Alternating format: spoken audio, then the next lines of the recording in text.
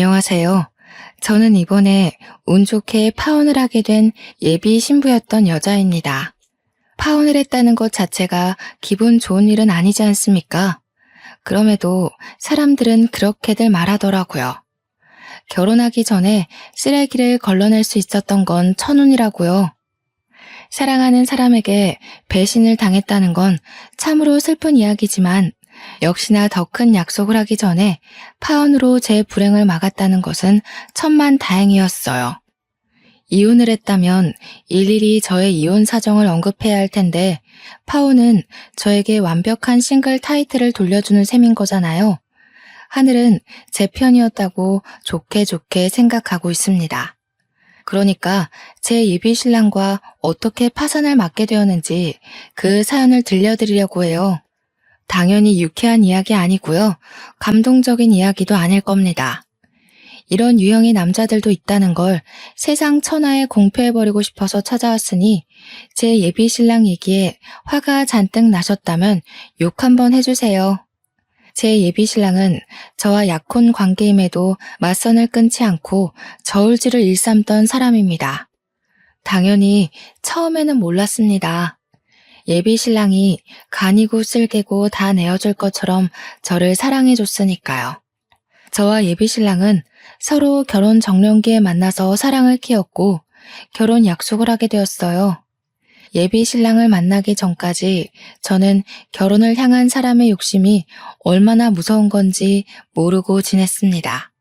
결혼에 필요한 건 책임감과 경제력, 그리고 사랑하는 마음과 통하는 가치관이라고만 생각했어요.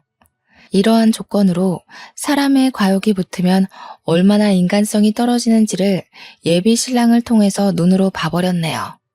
저는 예비 신랑뿐만 아니라 예비 시댁에게서도 느낀 경험 때문에 현재도 결혼에 대해 심히 고심하는 중입니다. 제가 예비 신랑을 처음 만난 게 맞선이라고 했지 않습니까? 저의 남편의 맞선은 당연히 서로의 지인을 통해서 이루어졌는데 사실 저는 그때 맞선이란 걸 처음 해봤습니다. 당시가 33살이었어요. 원래는 결혼 생각도 없고 남자친구도 없이 저만의 삶을 사는 게 재밌어서 다른 것에 관심을 못 두고 있거든요. 그래서 맞선을 볼 때도 크게 이성 간의 교제에 마음이 가질 않더라고요. 그런데도 맞선을 보게 된 건 돌아가신 친정아빠의 바람이었기 때문이었습니다. 저는 맞선을 보게 된 그 해에 심근경색으로 돌아가신 아빠를 보내드렸고 아빠는 살아계실 때 누누이 제가 결혼한 걸 보고 싶다고 말을 많이 했었어요. 제가 자식들 끼고 오순도순 사는 걸 보고 싶어 했는데 제가 결혼에 관심이 없고 제 인생 사는 것에만 흥미를 두고 있으니 아빠가 근심이 많았거든요. 저는 또한 얘기를 그저 귀찮은 잔소리로만 들었었고요. 이렇게 갑자기 아빠와 이별을 하게 될 줄은 몰랐는데 아빠가 돌아가시고 나니까 후회되는 건 결혼뿐이더라고요. 결혼 그거 뭐라고 나 낳고 길러준 부모님을 위해 그거 한번 못 해드렸을까 싶어서 많이 죄송했습니다. 아빠를 떠올리면 제 결혼을 원했던 모습밖엔 생각이 안 나서 좀처럼 마음이 불편한 겁니다. 그래서 제가 지인한테 얘기해 남자 좀 소개해달라고 했던 거였어요. 그렇게 만나게 된 남자는 아빠 때문에 억지로 노력을 해서 만난 것 치고는 첫인상이 괜찮았습니다. 날기가 있는 것도 아니었고 깔끔한 인상에 목소리도 나긋해서 분위기 자체가 부드러운 남자더군요. 말센스와 배려도 차고 넘쳤는데 이 부분은 제게 색다른 감정을 일깨워준 매력이기도 했습니다. 그 사람이 바로 저의 예비 신랑이고 예비 신랑이 먼저 애프터를 신청해주니 저희 만남은 길게 지속이 되었던 거죠.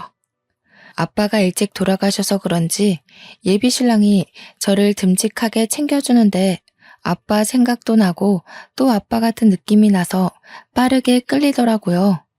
첫인상이 괜찮았지만 솔직히 이상형은 아니었던지라 당시 느꼈던 감정이 약간의 호감과 의외성이었는데 나중에 예비 신랑과 좀 친해져서 듣게 된 말이 저를 여자로 만들어 주었습니다.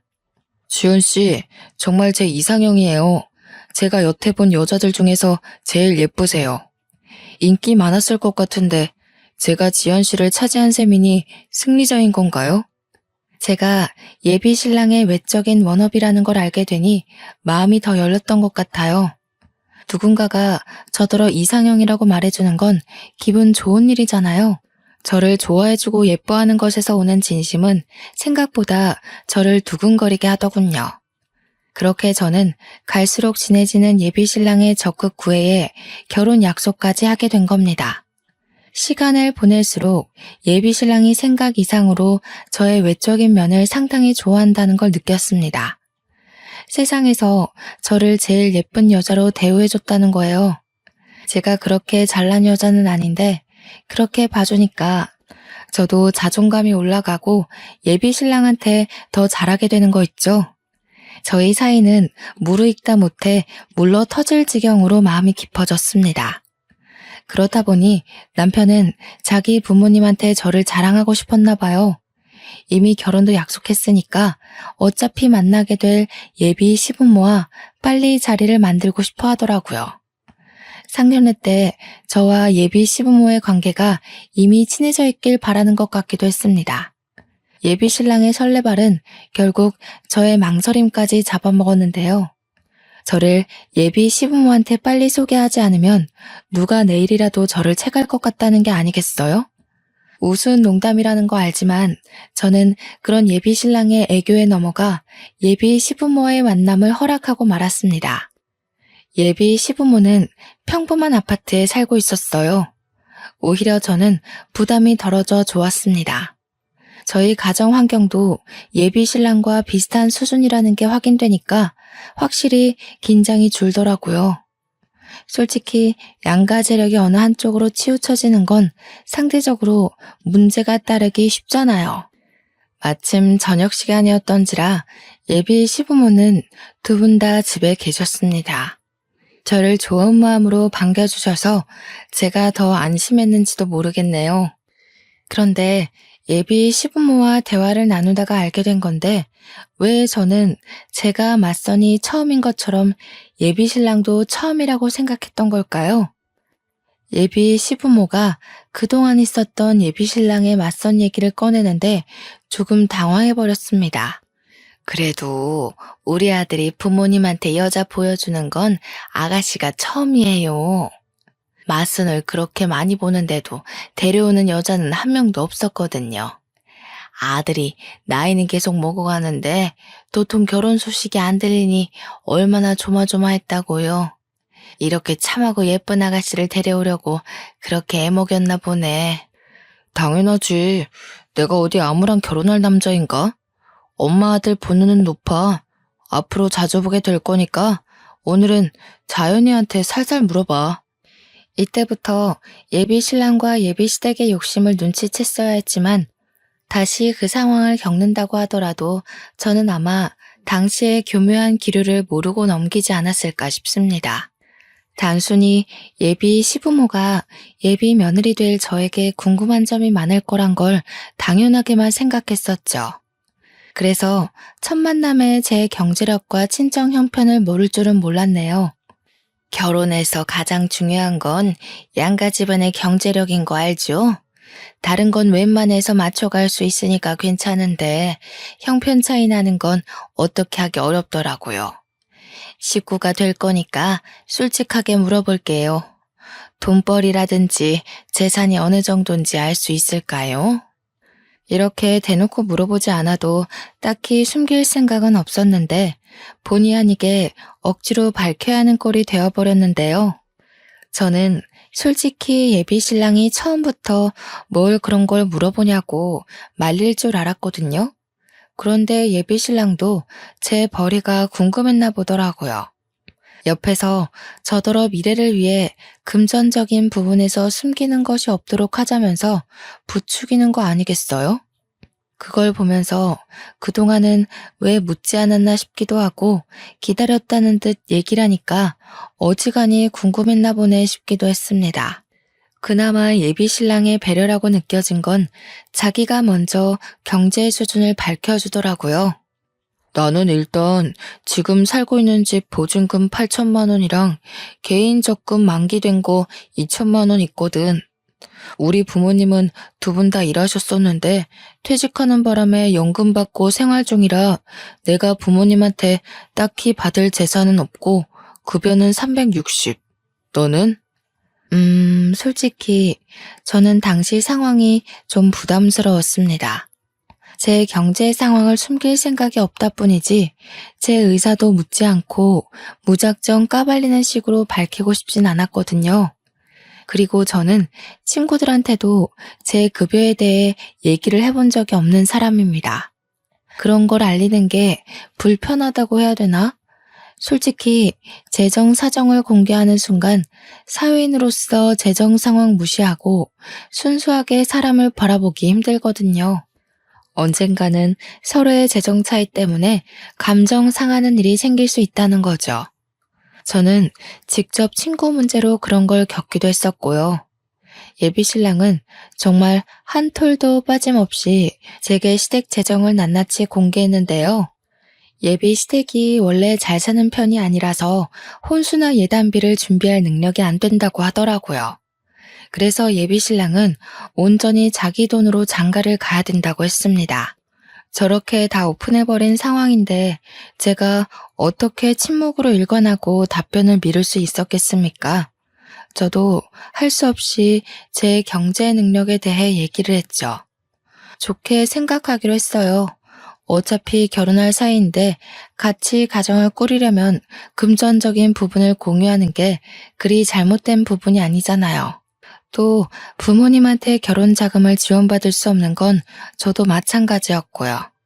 저는 웨딩 플래너 직업을 갖고 있었기에 월급은 250 정도라고 했습니다. 모은 돈 또한 예비 신랑보다 20% 작아서 그렇게 말씀드렸고요. 친정 형편도 예비 시댁이랑 비슷한 수준으로 말했어요. 어쨌든 전체적으로 저는 예비 신랑보다는 못 미치는 수준의 재정이었습니다. 이렇게까지 솔직하게 깐 건 저도 처음이라 마치 발가벗는 기분이었고 어색하고 민망했는데 예비 신랑이 옆에서 고맙다고 말해줘서 후련하기도 했습니다. 그런데 문제는 제가 금전 공개한 이후로 예비 시댁의 대우가 좀 변한 것 같다는 겁니다. 들어올 때랑 나갈 때 예비 시부모 태도는 남이 보기 민망할 만큼 바뀌어 있었어요. 식사를 마치고 그만 돌아갈 시간이 되었을 때 제가 간다고 인사를 드리니 예비 시부모는 일어날 생각도 안 하고 앉아서 대강 고개만 끄덕이더라고요. 조심히 가라는 말만 했고 배웅 같은 건 없었습니다. 배웅을 바란 건 아닌데 제가 마음에 들었다면 다음에 또 오라는 말 정도는 해주지 않았을까요? 그런 말도 없으시더라고요. 그냥 조심히 가라는 말이 다였습니다. 찝찝해서 예비 신랑한테 예비 시부모가 날 마음에 안 들어하는 것 같다고 슬쩍 말해보았는데 예비 신랑이 그런 거 아니라고 자기 부모님 평소에도 표현이 서툰 사람이라고 하더군요. 제 생각엔 표현이 서툰 게 아니라 그건 분명 불호인 표정이었거든요. 그렇지만 어쩌겠어요. 예비 신랑 생각해서 그냥 제가 예민했다고 넘겼죠. 그날 이후 한 번씩 예비 시부모의 떨떠름한 태도 때문에 마음에 걸리곤 했는데 제게 중요한 건 예비 시부모가 아닌 거 있죠. 어느 순간부터 예비 신랑 또한 은근히 변한 것 같다는 거예요. 항상 먼저 연락하고 먼저 어디 갈지 데이트 코스를 짜던 사람이 점차 제가 연락해야만 소식을 물을 수 있고 주말에 시간 내서 놀러 가자고 하면 몸이 안 좋다는 핑계로 만남을 미루기 시작했다는 거죠. 초반에는 그러려니 했습니다.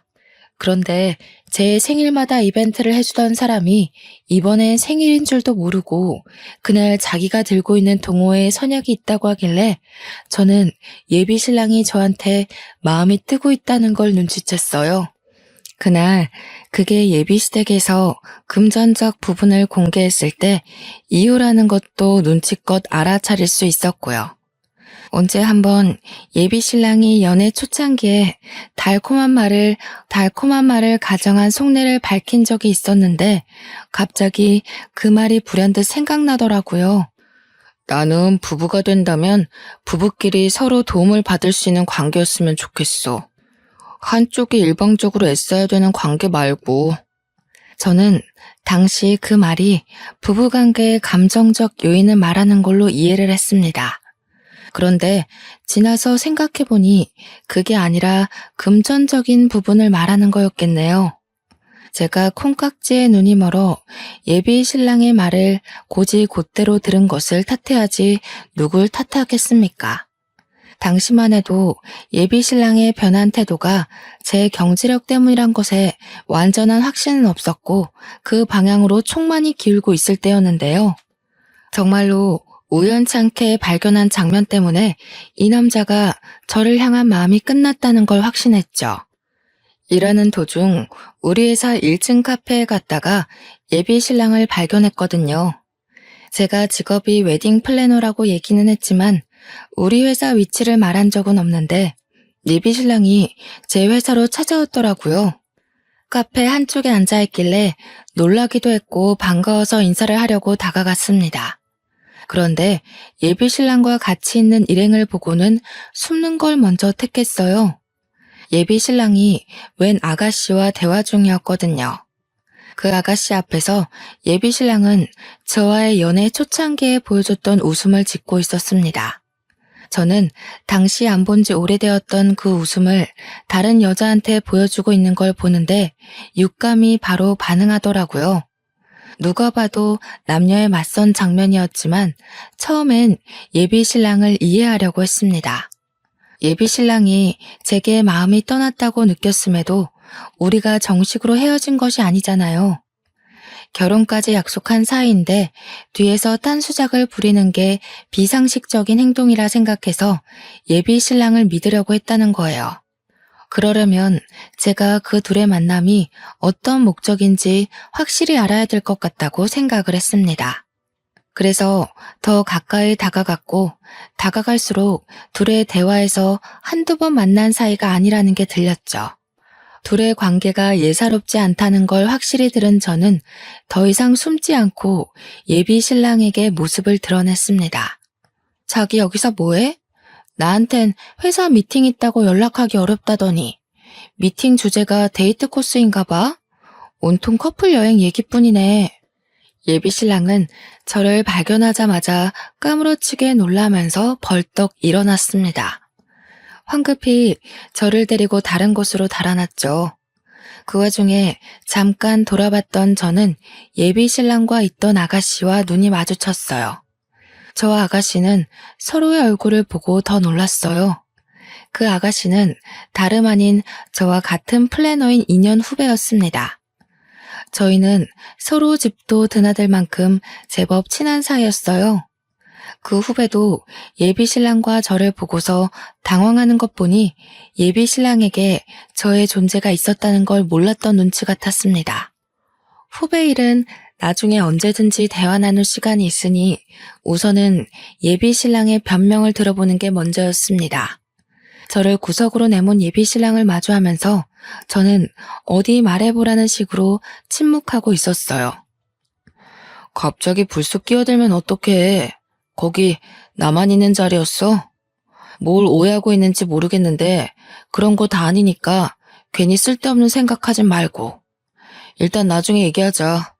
어렵게 얻어낸 기회라서 너랑 이러고 있을 시간이 없어. 어렵게 얻어낸 기회? 저 여자랑 맞싸움 보는 기회가 왜 임자 있는 당신한테 필요한 건데? 내가 정말 둘이 하는 얘기 못 들었을 거라 생각하나 봐? 언제부터 만난 거야? 한동안 나랑 만남 미뤘던 이유가 저 여자 때문이었어?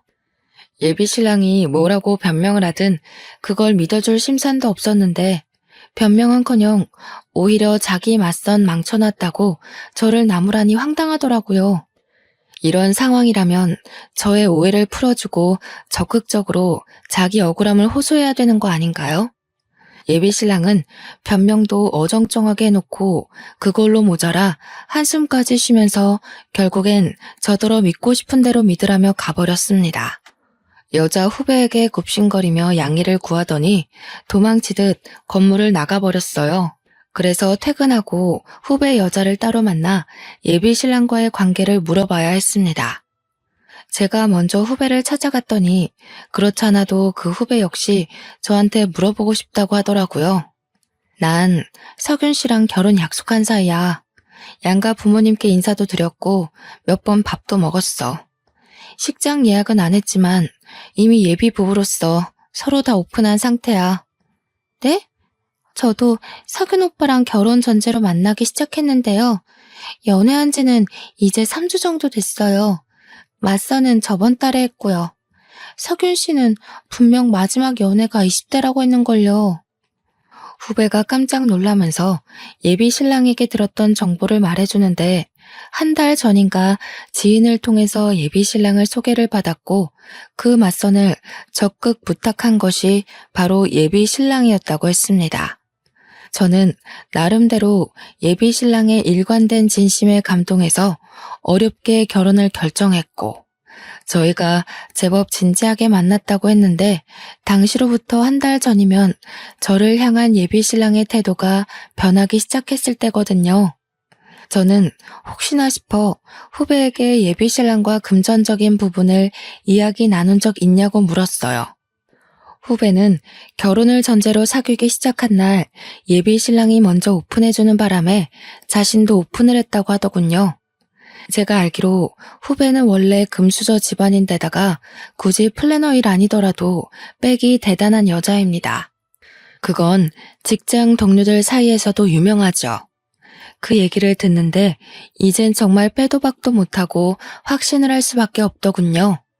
예비 신랑의 속이 다 보이는데 어떻게 일말의 신뢰를 붙들고 있겠습니까?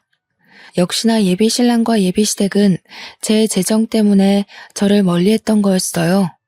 저한테 정이 떨어진 거겠죠.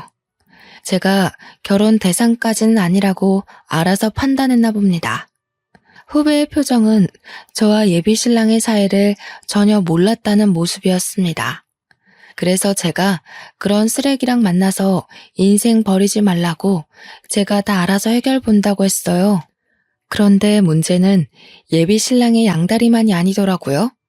아무것도 몰랐던 후배의 표정에서 저는 후배가 저처럼 배신감에 예비 신랑한테 따질 거로만 생각했어요. 그게 일반적인 사람의 모습일 테니까요. 저는 얼마나 상식 밖의 사람들을 곁에 두고 있었던 걸까요? 제가 그 자리에서 후배한테 들은 말이 뭔 줄 아십니까? 후배가 저한테 왜 자기가 예비 신랑이랑 헤어져야 되냐고 그러는 겁니다. 미주 씨, 지금 이해가 안 돼? 미주 씨랑 만나는 그 남자가 내 약혼자라고. 나랑 그 사람 정리된 관계도 아니고 그 남자는 지금 우리를 가지고 저울질했던 거라니까? 이런 취급을 당했는데 그런 쓰레기를 계속 만나겠다는 거야? 선배님이 헤어질 거 아니세요? 그럼 더 이상 양다리 아닌 거잖아요. 그리고 저울질한 거라고 하셨는데 결국 오빠 선택은 저라는 거 아닌가요? 오빠 마음은 저한테 있는데 제가 왜 헤어져야 되죠? 미주 씨 생각보다 상식 바뀌네. 원래라면 지금 내가 미주 씨 뺨을 쳐야 되는 상황이야. 결혼만 안 했다 뿐이지 미주 씨는 나랑 그 남자 사이에서 상간녀인 처지라고. 저는 오빠가 선배님이랑 만나고 있는지도 몰랐는걸요. 뺨을 치려면 고의적으로 양다리 걸친 오빠한테 찾아가셔야지. 제가 무슨 죄라고요? 저는요, 저와 같은 일을 하는 후배를 보면서 후배의 낯가림 없는 아양이 고객 응대에 적당히 필요하다고 보고 후배한테 배우기까지 하며 친하게 지냈거든요. 근데 그게 아니었나 봐요. 후배는 직장 선배들을 이용해 회사에 적응을 잘하려고 이용했던 건데 다 제가 착각이었던 거죠. 적어도 후배가 겨우 3주 만난 예비 신랑이 아닌 저를 더 신뢰하고 있다고 당연하게 생각했습니다. 그날 밤 예비 신랑은 후배한테 어떤 얘기를 듣기라도 했는지 오랜만에 저희 집을 찾아왔더라고요. 저를 세워두고 그 여자를 감싸며 편들기 시작하는데 얼마나 황당하던지.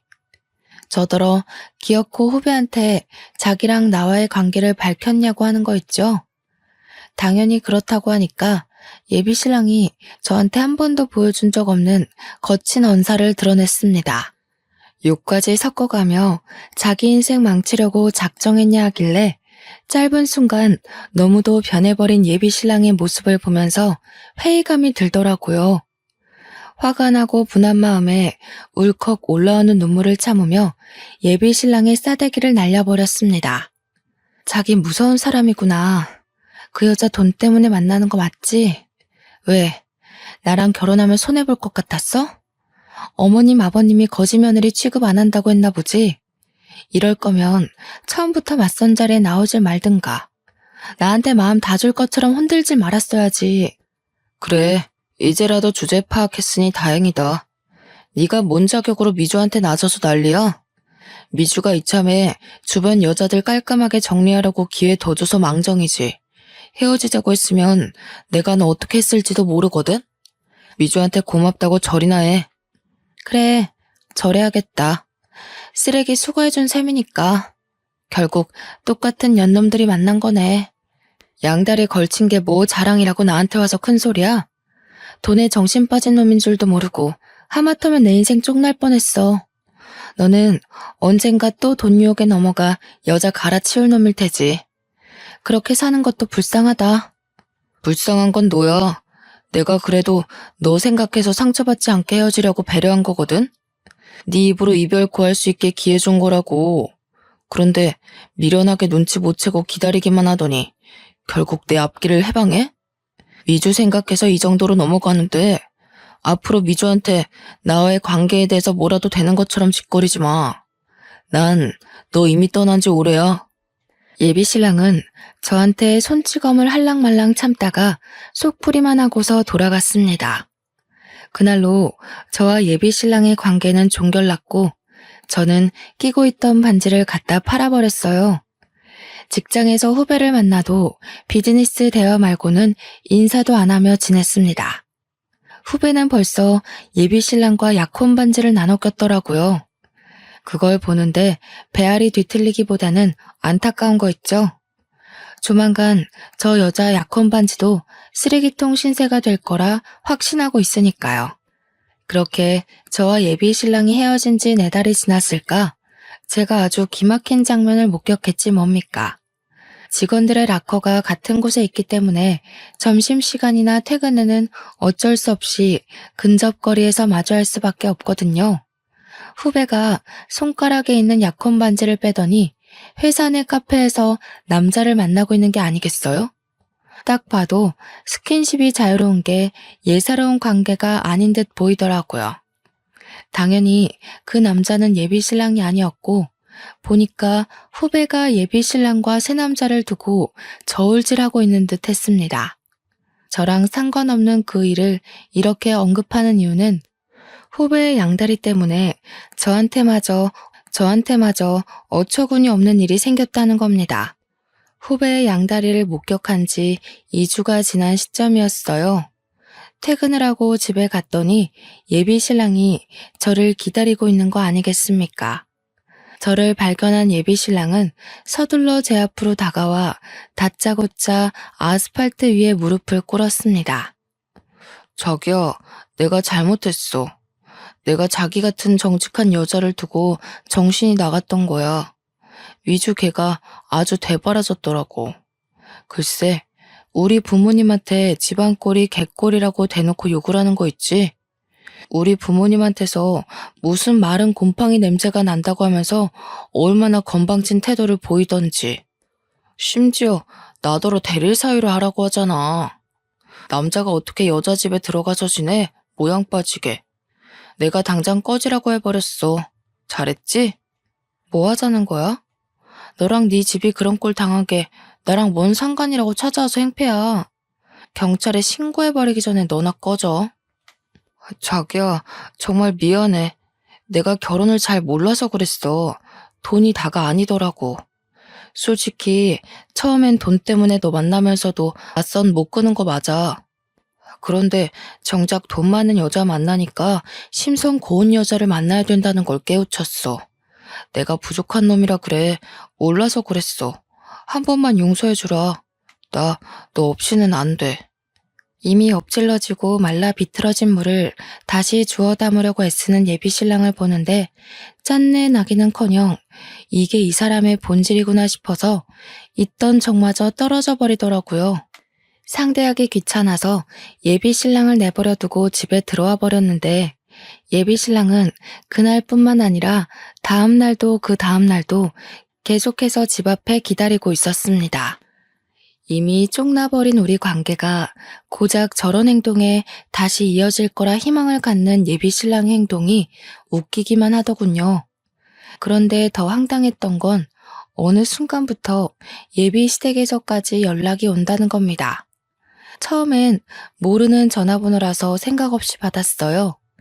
예비 시무라는 걸 알고 나서 얼마나 당혹스러웠는지 모릅니다. 나 기억나지요? 석윤이 엄마입니다.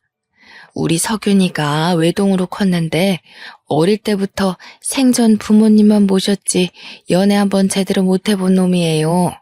그래서 여자 보는 눈이 참 없어요.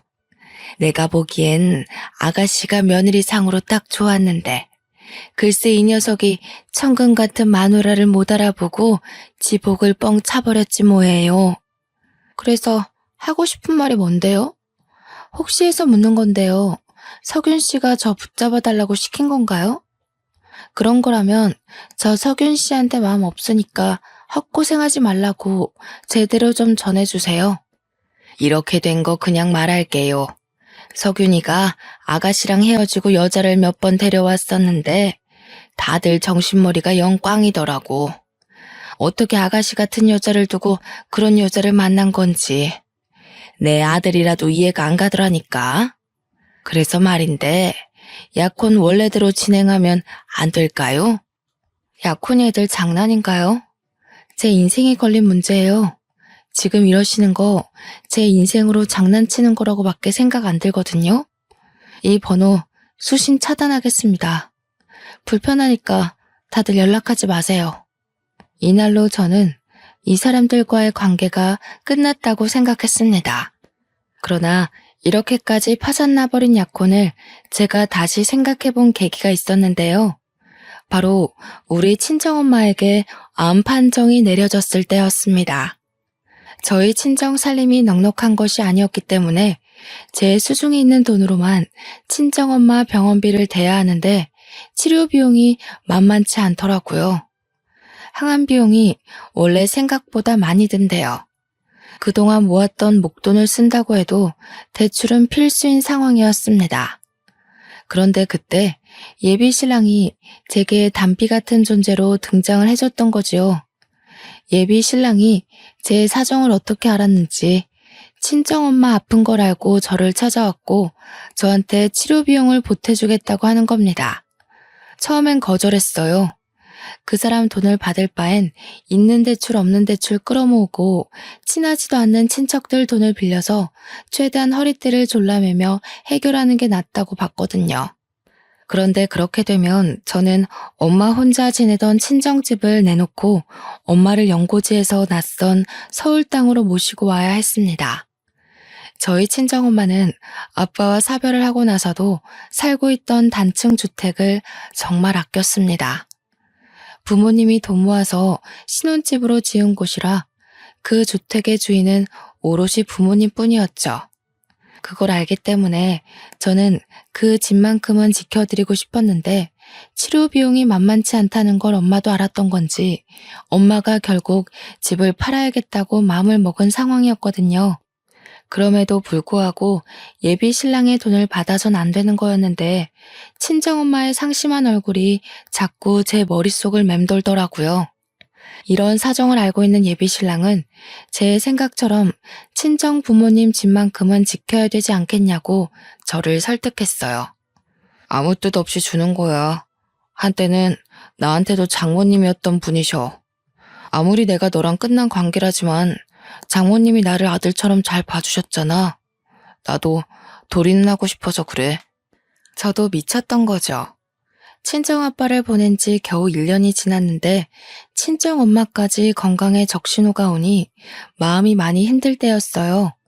그래서 예비신랑한테 끝내 흔들리고 말았던 겁니다. 저는 예비신랑 덕분에 친정집만큼은 지키면서 엄마 치료를 시킬 수 있었어요. 엄마가 입원해 있는 동안 예비신랑이 알아서 친정엄마를 많이 들여다봐 줬는데요. 그것 때문에 제가 약혼을 다시 생각해보게 된 거였어요. 친정엄마도 저더러 예비신랑을 다시 만나보는 게 어떻겠냐고 조심스레 권유하더라고요. 친정엄마는 제가 어떻게 헤어졌는지 모르고 있었거든요. 그냥 제가 성격 차이 때문에 파혼했다고만 말했었어요. 엄마까지 예비신랑과의 재회를 부추기니 솔직히 많이 흔들렸습니다. 예비신랑의 밑바닥까지 다 본 상황에서 다시 약혼을 생각하는 건 어렵기도 하지만 한편으론 엉뚱한 생각도 들더라고요. 이 사람의 밑바닥이 이보다 더할 수는 없을 거라고 보고 앞으로 제가 잘 관리할 수 있지 않을까 싶은 거죠.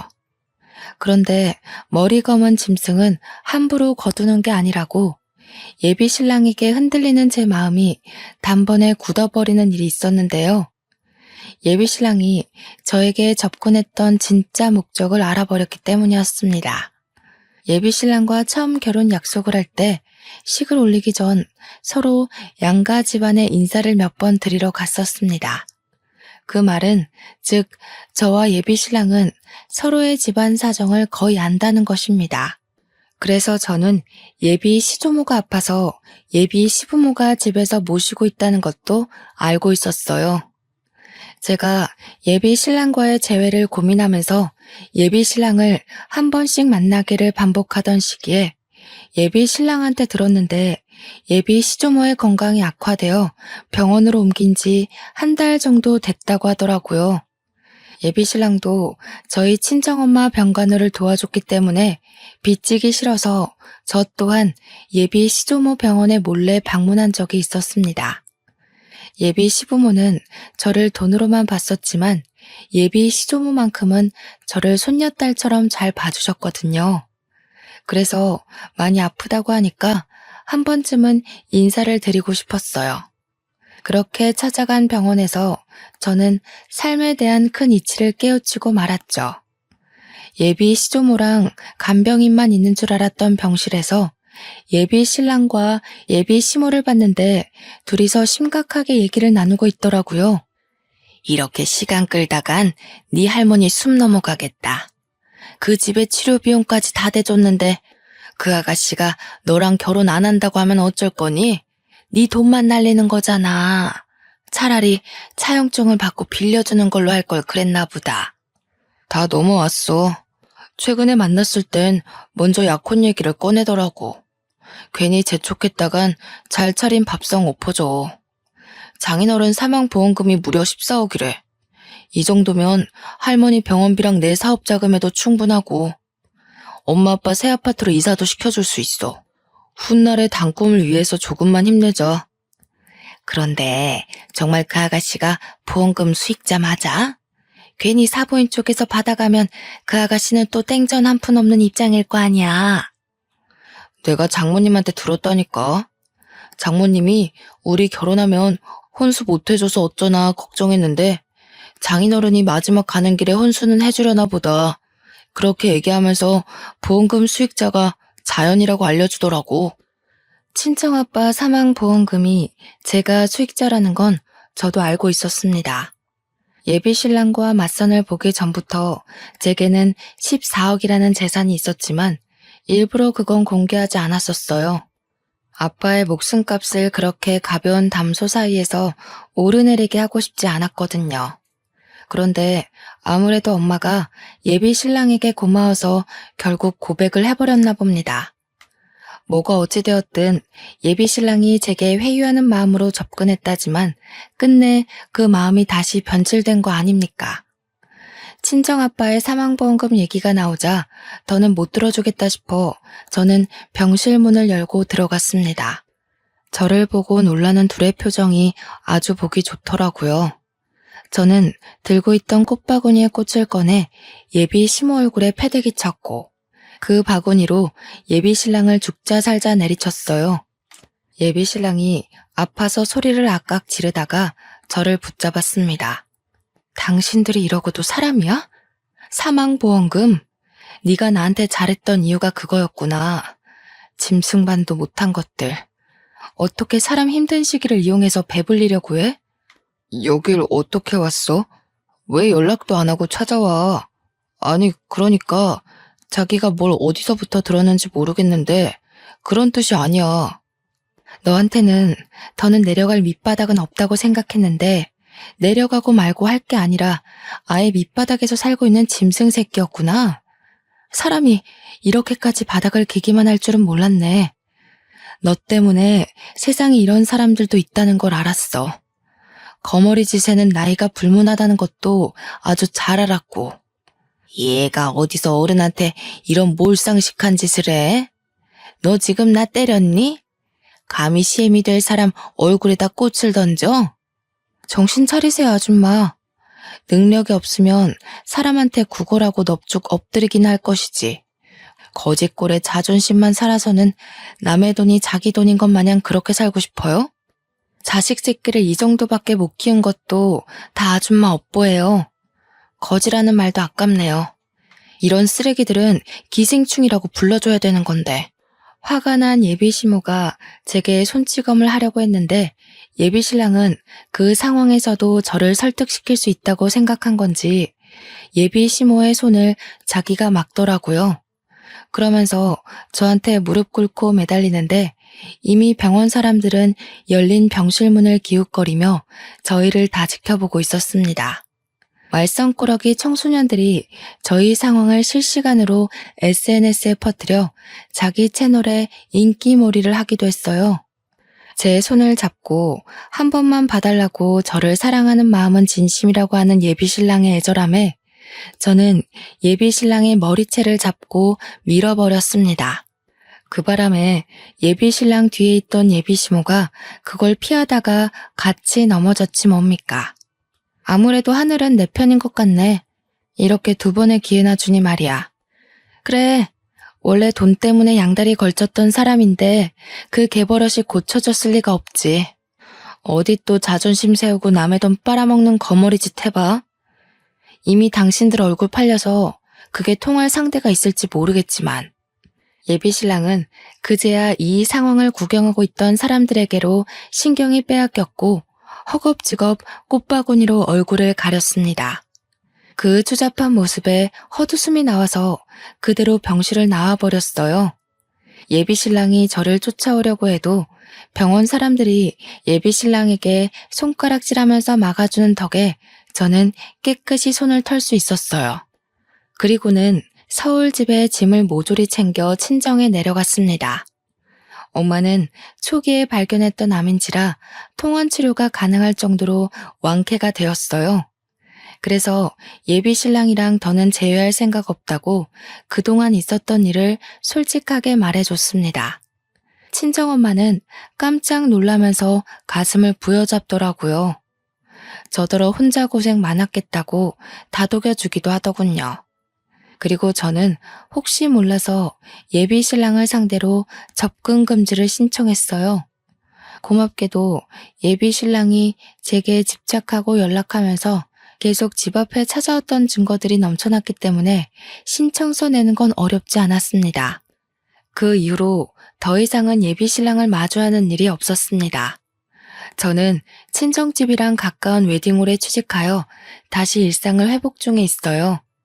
서울이 아니다 보니까 SNS에 얼굴이 팔렸다고 하더라도 저를 알아보는 사람은 없더라고요. 다만 예비신랑은 상황이 다를 겁니다. 예비신랑이 다른 사람 밑에서 사업을 하고 있었는데 자기 개인 사업장 차릴 거라고 인맥을 많이 관리하고 있었거든요. 그 인맥들은 다 인터넷 시장에 빠삭한 사람들이라서 아마 예비신랑의 커리어 문제가 생겼을 거라고 확신합니다. 벌 받은 거겠죠. 하늘에서도 돈에 현혹되어 사람을 이용하는 짓이 얼마나 인정머리 없는 짓인지 알고 있나 봐요. 예비 신랑을 통해서 저는 더더욱 행동 거지를 조심하고 종이 쪼가리에 인생을 거는 짓은 하면 안 된다는 걸 뼈저리게 깨우쳤습니다. 참, 그리고 예비 신랑과 바람났던 그 후배 있잖아요. 한참 제 예비 신랑 만날 때 너무 당당하게 연애를 했던지라 주위에서 그 후배를 보는 눈길도 곱지 않더라고요. 제가 친정으로 간다고 그 회사에 사직서를 낸 뒤 후배도 며칠 안 가 사직서를 제출한 걸로 들었습니다. 인생이 참 어려운 것 같으면서도 단순한 것 같아요. 열심히 앞만 보고 사는 사람에겐 꼭 유혹이 생기고 나쁜 것에 현혹되어 쉽게 살고자 하는 사람들에겐 꼭 벌이 따르는 것 같으니 말입니다. 대신 한 가지 명확한 건 있네요. 성실한 사람들은 살아가는 과정에 장애물이 있을지언정 결과만큼은 창대하고, 불성실한 사람들은 과정만큼은 편할지언정 결과는 끝내 미약하다는 거죠. 결혼하기 전부터 진을 다 빼버렸더니 저는 이제 정말 결혼에 대한 욕심이 사라졌습니다. 안 그래도 결혼을 해도 그만, 안 해도 그만이라 생각하다가 예비 신랑을 만나서 결혼을 약속했던 건데, 일이 이렇게 엎어지니 결혼은 얼마나 지옥 같을지 상상이 되더라고요. 돌아가신 아빠의 소원은 들어주지 못할지 모르지만 평생 제가 잘 사는 모습을 보여주겠다고 그렇게 다짐했습니다. 제 결혼은 이렇게 시작도 못 해보고 고꾸라져 버렸어요. 다들 거하게 준비하던 계획이 무너진 순간들 있었는지 모르겠습니다. 분명 힘들고 아플지라도 그것이 내 삶의 끝이 아니라는 것만 기억하셨으면 좋겠네요. 좋은 이야기는 아니었지만 그래도 들어주셔서 감사합니다. 다들 각자의 길에서 행복하길 바랍니다. 긴 사연 들어주신 여러분, 감사합니다.